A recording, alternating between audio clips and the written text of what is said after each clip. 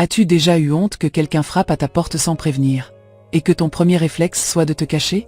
T'est-il arrivé de regarder ta maison et de sentir un nœud dans la poitrine, comme si ce désordre criait quelque chose que tu ne sais pas comment expliquer? Reste avec moi, parce qu'aujourd'hui je ne vais pas te parler de nettoyer ni d'organiser. Je vais te parler de ce que ta maison est en train de dire sur ton cœur. Et je t'avertis dès maintenant d'une chose, cela peut faire mal, mais cela peut aussi te libérer comme tu ne l'imagines pas.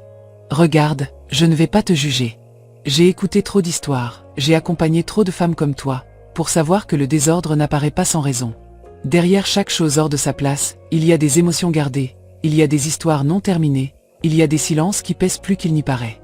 Et aujourd'hui je veux te parler de 8 choses profondes que beaucoup de femmes vivent en silence. Des choses qui font mal, mais que lorsque tu les comprends, tu commences à reprendre ta vie. Parce qu'il ne s'agit pas de ta maison, il s'agit de toi.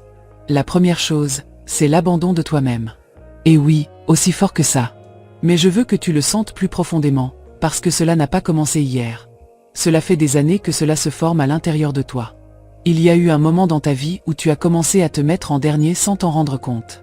Peut-être quand tes enfants sont nés, quand tu t'es marié, quand tu as commencé à t'occuper de tout à la maison. Ou même avant, quand tu as appris qu'être une bonne femme, c'était être là pour tout le monde sauf pour toi. Et ainsi, jour après jour, tu as éteint de petites parties de toi. Tu as cessé de t'acheter quelque chose qui te plaisait, tu as cessé de te préparer comme avant, tu as cessé de t'asseoir pour te reposer sans te sentir coupable. Et le plus fort de tout, tu as cessé de t'écouter. Parce que oui, il arrive un moment où tu ne sais même plus ce dont tu as besoin. Tu t'habitues tellement à résoudre les problèmes des autres que, quand tu te demandes « Et moi, qu'est-ce que je veux ?», tu restes en silence. Et ce silence pèse. Il pèse plus que tu ne l'imagines. Et ce poids commence à se remarquer autour de toi. Les vêtements s'accumulent, les espaces sont négligés, les choses restent là où elles tombent. Non pas parce que tu ne peux pas les faire, mais parce qu'à l'intérieur de toi il n'y a déjà plus d'énergie pour soutenir davantage. C'est comme si ta maison reflétait exactement ce que tu ressens à l'intérieur. Négligé, remise à plus tard, oublié. Et c'est ici que je veux que tu t'arrêtes un moment avec moi. Parce que cela ne se résout pas avec une liste de tâches ni avec une vidéo d'organisation. Cela se résout avec toi. Avec ce moment où tu décides de te regarder de nouveau sans critique. Sans exigence. Juste te regarder et reconnaître que tu t'es mise de côté. Et pas pour te juger, mais pour te comprendre. Parce que tu as fait ce que tu as pu avec ce que tu avais. Mais maintenant, il faut quelque chose de différent. La solution commence avec quelque chose de si petit que cela peut même paraître insignifiant. Mais c'est profondément puissant. Reviens à toi. Pas demain, pas quand tu auras le temps, aujourd'hui. Même si ce n'est que 10 minutes. Assieds-toi avec toi-même, en silence s'il le faut. Mets-toi une crème, arrange-toi les cheveux, prépare-toi quelque chose que tu aimes, sors prendre l'air. Mais fais-le pour toi, pour personne d'autre. Et au début cela peut sembler étrange, même égoïste, parce que tu n'y es pas habitué. Mais ce n'est pas de l'égoïsme, c'est de la récupération. Et je vais te dire quelque chose que beaucoup de femmes découvrent et qui change leur vie. Quand tu commences à te donner ta place, tout commence à se mettre en ordre peu à peu. Pas parce que soudain tu as plus de temps ou plus d'énergie, mais parce que tu cesses de sentir ce vide constant. Tu commences à bouger différemment, à décider différemment. Tu ne nettoies plus par obligation. Tu le fais à partir du soin. Tu ne ranges plus pour accomplir. Tu le fais parce que tu veux te sentir bien dans ton espace. Parce que le vrai problème n'a jamais été le désordre, c'est que tu t'es peu à peu oublié. Et quand tu reviens, même un peu, même lentement, ta maison le ressent. Et elle commence à changer avec toi. La deuxième chose, c'est la fatigue qui ne se voit pas. Celle qui ne s'en va pas après une nuit de sommeil ni en te couchant tôt un dimanche. Cette fatigue qui entre dans ton corps et dans ton moral, qui fait que tu te lèves et que tu te sens déjà lourde, comme si tu ne t'étais pas reposé du tout. Et ce n'est pas parce que tu ne dors pas. C'est parce que cela fait des années que tu portes plus que ce qui te revient. Des années à être forte, à résoudre, à supporter, à ravaler ce que tu ressens pour que tout continue à fonctionner. Et bien sûr, tout le monde te voit et dit, c'est qu'elle peut tout gérer. Mais personne ne voit ce que cela te coûte à l'intérieur. C'est une fatigue qui ne se voit pas sur le visage, mais oui dans l'énergie. Tu n'as plus envie, tu n'as plus d'élan, tu n'as plus cette force d'avant. Les choses que tu faisais avant sans problème te pèsent maintenant. Ce n'est pas que tu ne veux pas, c'est que tu ne peux plus de la même manière. Mais comme tu as toujours été celle qui peut, celle qui résout, celle qui soutient, tu sens que tu n'as pas le droit de t'arrêter. Alors tu continues, même si à l'intérieur tu es déjà épuisé. Et la seule chose qui commence à céder, c'est ce qui est visible, la maison. Parce que c'est la seule chose que tu peux lâcher sans sentir que tu échoues comme personne. Et voici quelque chose qu'il est douloureux de reconnaître. Tu t'es habitué à vivre fatigué. Tu t'es fait ami avec l'épuisement. Tu l'as normalisé. Tu ne te demandes même plus comment tu te sens, tu continues seulement. Et cela éteint tout peu à peu ton moral, ta patience, tes envies, ta clarté. C'est pour cela que ta maison commence à refléter cet état. Ce n'est pas du désordre, c'est de la saturation. C'est ton esprit qui dit « je n'en peux plus ». Et je veux que tu t'arrêtes ici avec moi un moment. Parce que cela ne se répare pas en te poussant davantage. Cela ne se répare pas en te disant « fais un effort », ni en faisant des listes interminables. Cela se répare avec quelque chose qui te coûte probablement beaucoup. Te donner la permission de t'arrêter. Mais t'arrêter vraiment. Sans culpabilité. Sans penser que tu es paresseuse. Sans sentir que tu manques à quelqu'un. Parce que laisse-moi te dire quelque chose de très clair. Une femme qui ne se repose jamais, se brise. Et bien souvent elle ne se brise pas d'un coup.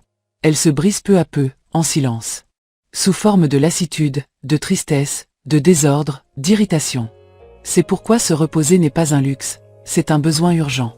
Commence avec quelque chose de petit, mais conscient. Un moment de la journée où tu ne fais rien pour personne. Où tu n'es ni en train de résoudre, ni de nettoyer, ni de penser aux choses en attente. Tu es seulement là. Cela peut être t'asseoir avec un café, sortir respirer de l'air, écouter de la musique, quoi que ce soit qui te donne un peu de paix. Et au début ton esprit va te dire que tu ne devrais pas être là, qu'il y a des choses plus importantes. Mais reste. Parce que ce moment est pour toi.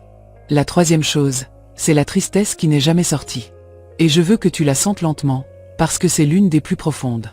Je ne parle pas d'une tristesse passagère, je parle de celle qui est restée gardée dans ta poitrine pendant des années.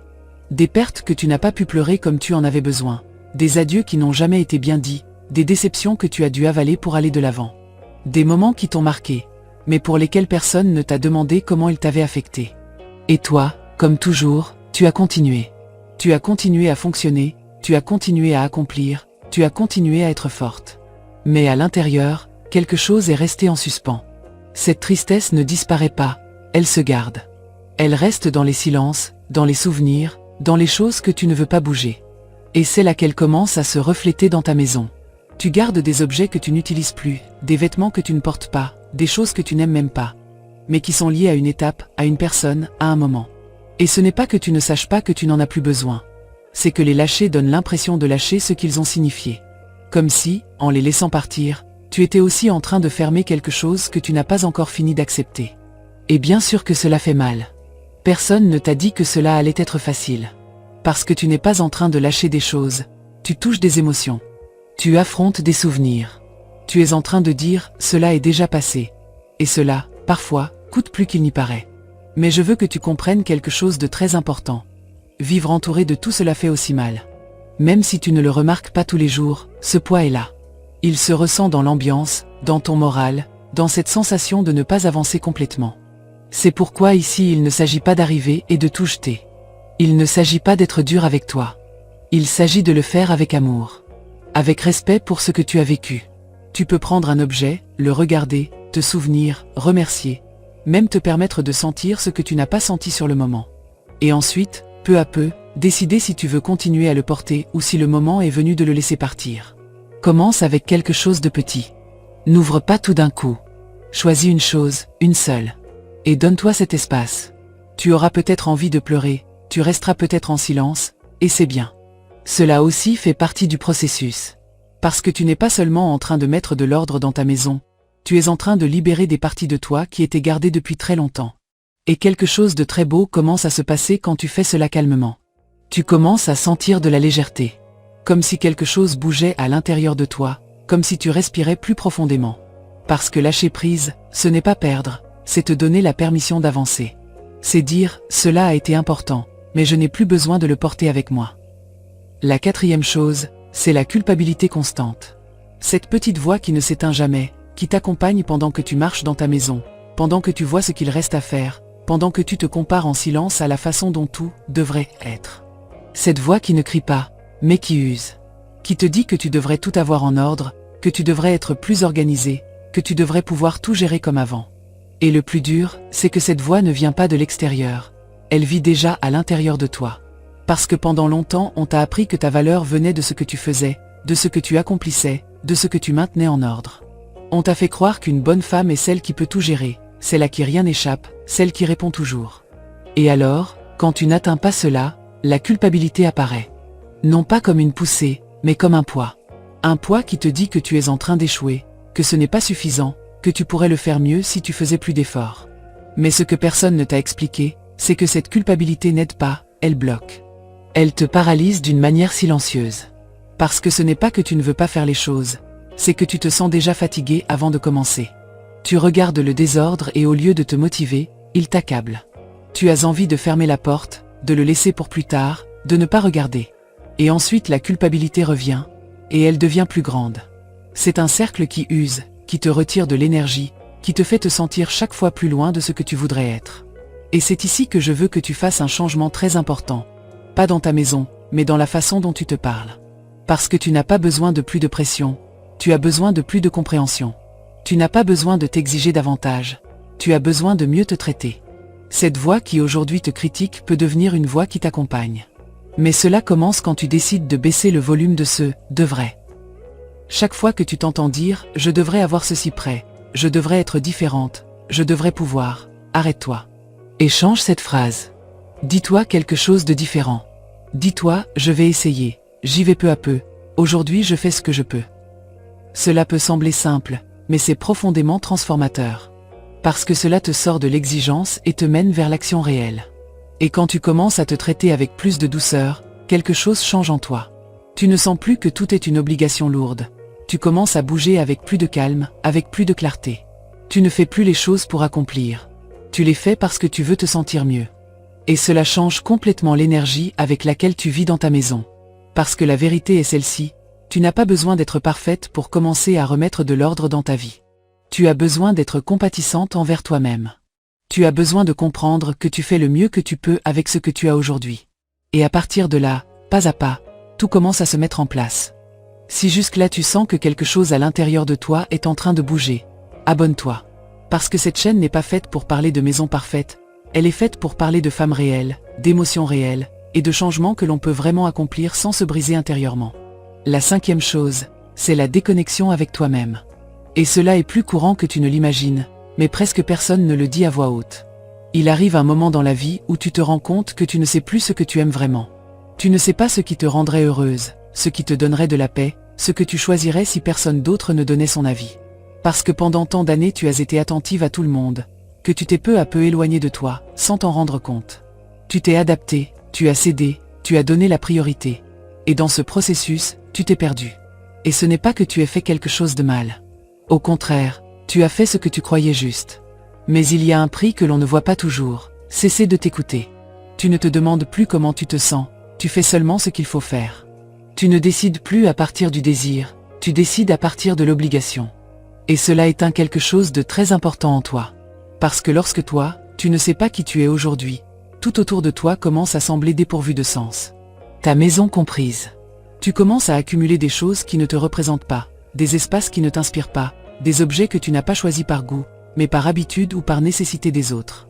Et alors tu regardes ton environnement et tu ne t'y identifies pas. Tu ne sens pas que cet endroit est le tien, même si tu y vis tous les jours. Et cela pèse. Parce que ce n'est pas seulement du désordre, c'est de la déconnexion. C'est vivre dans un espace qui ne reflète pas qui tu es. Parce que toi-même tu as cessé d'avoir clairement conscience de qui tu es. Et c'est ici que je veux que tu fasses quelque chose de très différent de ce qui est normalement recommandé.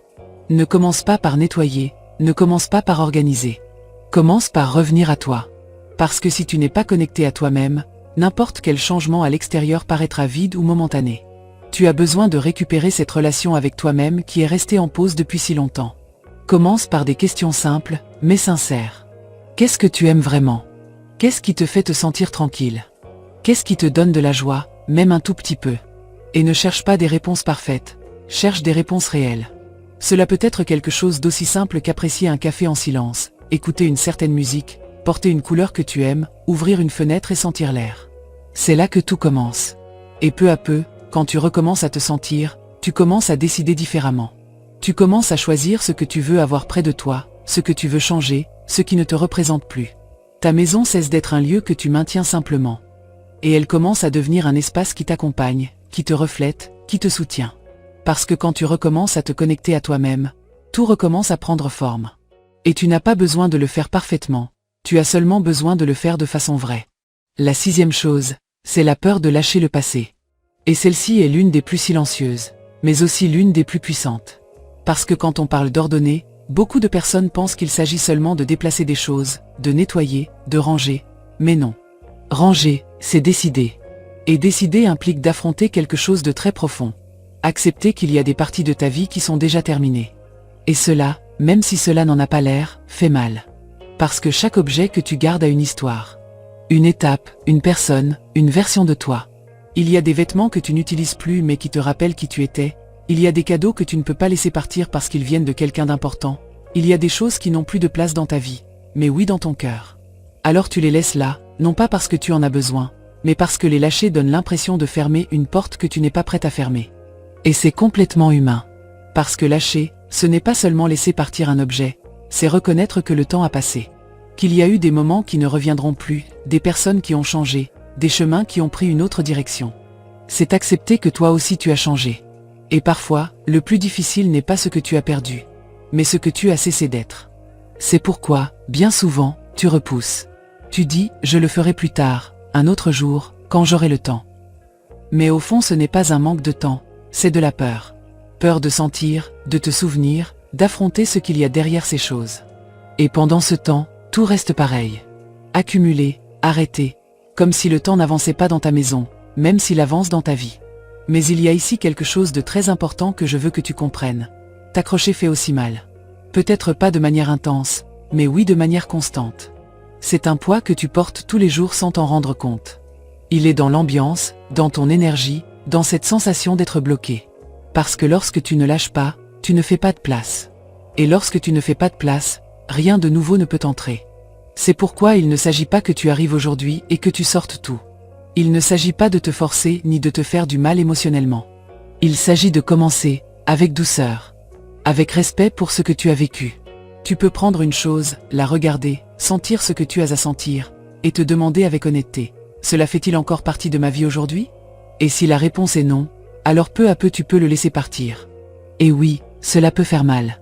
Cela peut te remuer. Cela peut te faire te rappeler des choses que tu avais gardées très profondément. Mais il y a aussi quelque chose de très libérateur là-dedans. Parce que lorsque tu lâches en conscience, tu ne perds pas, tu te libères. Tu te donnes la permission d'avancer, de fermer des cycles, de faire de la place pour une nouvelle étape. Tu n'as pas besoin de tout faire aujourd'hui. Tu n'as pas besoin d'être prête pour tout. Tu as seulement besoin de faire le premier pas. Parce que chaque chose que tu lâches, te lâche aussi, toi, un petit peu.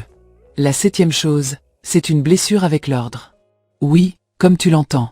Et peut-être que tu n'y avais jamais pensé ainsi, mais lorsque tu le comprends, beaucoup de choses commencent à avoir du sens. Parce qu'il y a des femmes qui ne rejettent pas l'ordre par paresse, ni par manque de capacité. Elles le rejettent parce qu'au fond, cela leur fait mal. Parce qu'elles ont grandi dans des maisons où l'ordre n'était pas quelque chose de beau. C'était une obligation lourde, une exigence constante, une forme de contrôle. Peut-être te souviens-tu que si quelque chose était hors de sa place, le reproche arrivait. Que si tu ne faisais pas les choses bien, on te critiquait. Que l'ordre ne s'enseignait pas avec patience, il s'imposait avec pression. Et alors tu as appris que ranger n'était pas quelque chose qui t'apportait de la paix. C'était quelque chose que tu devais faire pour éviter des problèmes, pour ne pas échouer, pour ne pas te sentir mal. Et cela est resté gravé en toi, même si les années ont passé. C'est pourquoi aujourd'hui, quand tu penses à ranger, tu ne le sens pas comme quelque chose de léger.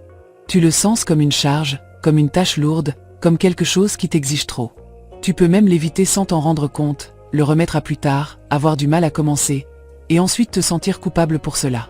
Mais en réalité, tu n'es pas en train d'éviter l'ordre. Tu es en train d'éviter ce que l'ordre a signifié pour toi pendant très longtemps. Et c'est ici qu'arrive un changement très important, mais aussi très profond. Tu as besoin de commencer à séparer l'ordre de cette histoire qui t'a fait du mal. Parce qu'aujourd'hui tu n'es plus cette petite fille qui devait accomplir pour ne pas se faire gronder. Aujourd'hui tu es une femme qui peut choisir comment elle veut vivre, comment elle veut se sentir dans son espace, comment elle veut se traiter. L'ordre n'a pas à être de la pression. Il n'a pas à être de l'exigence. Il n'a pas à être quelque chose qui te fasse te sentir mal. Il peut être tout le contraire. Il peut être un acte de tendresse envers toi-même. Un moment où tu ne te corriges pas, tu prends soin de toi. Où tu n'es pas en train d'accomplir pour quelqu'un, tu es en train de te donner quelque chose à toi.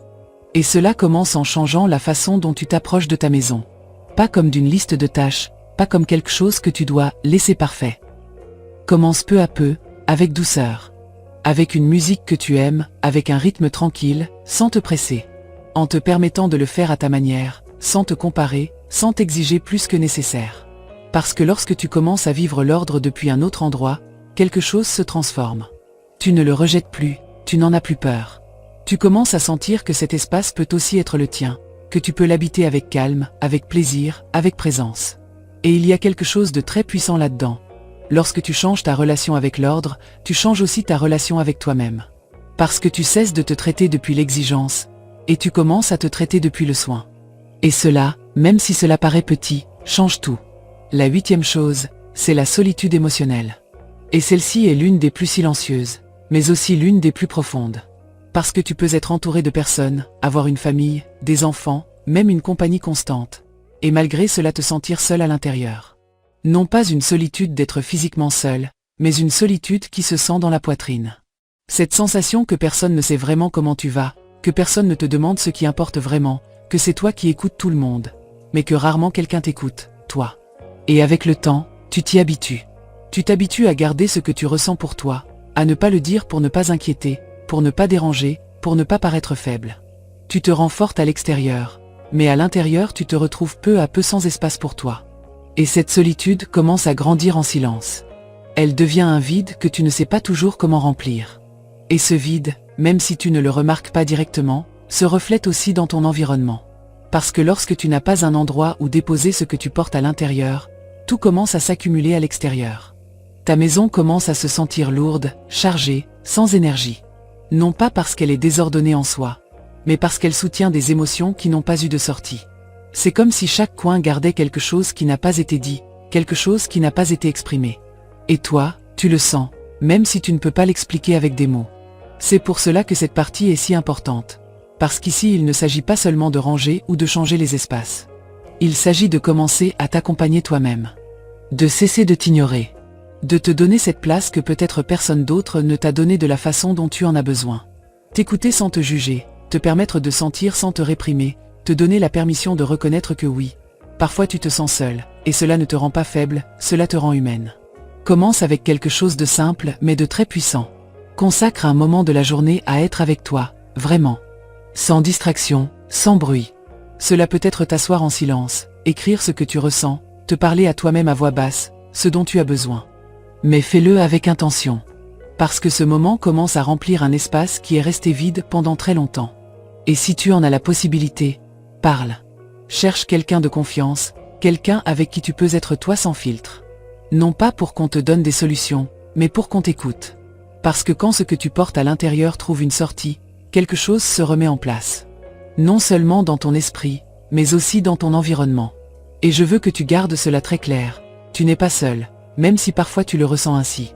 Ce qui t'arrive, ce que tu ressens, ce que tu portes, arrive à beaucoup de femmes, seulement peu le disent. Et aujourd'hui, le simple fait de le reconnaître est déjà un pas énorme. Parce que lorsque tu commences à vraiment t'accompagner, tout le reste commence à trouver sa place. Maintenant je veux que tu fasses quelque chose avec moi. Ne pense pas à toute ta maison. Ne te laisse pas submerger. Pense à un seul endroit, un petit. Et regarde-le autrement. Non comme une charge, mais comme une opportunité. Cet espace peut être le début de quelque chose de beaucoup plus grand. Parce que lorsque tu commences à changer la manière dont tu te traites, tout commence à se remettre en place. Je veux que tu gardes cela gravé. Ta maison n'est pas désordonnée parce que tu as échoué. Ta maison parle de tout ce que tu as vécu, de tout ce que tu as porté, de tout ce que tu as ressenti. Et cela mérite du respect, pas du jugement. Mais tu mérites aussi la paix. Tu mérites d'entrer dans ta maison et de sentir du soulagement, pas du poids. Si cette vidéo t'a touché, si tu as senti que quelqu'un a enfin compris ce que tu portes à l'intérieur, abonne-toi. Reste ici. Parce que c'est un espace où tu n'as pas à faire semblant, où tu peux recommencer sans te sentir mal avec toi-même. Et souviens-toi toujours de ceci. Tu n'as pas besoin d'avoir tout en ordre pour commencer à guérir. Tu as seulement besoin de faire le premier pas. Et ce pas, tu es déjà en train de le faire aujourd'hui.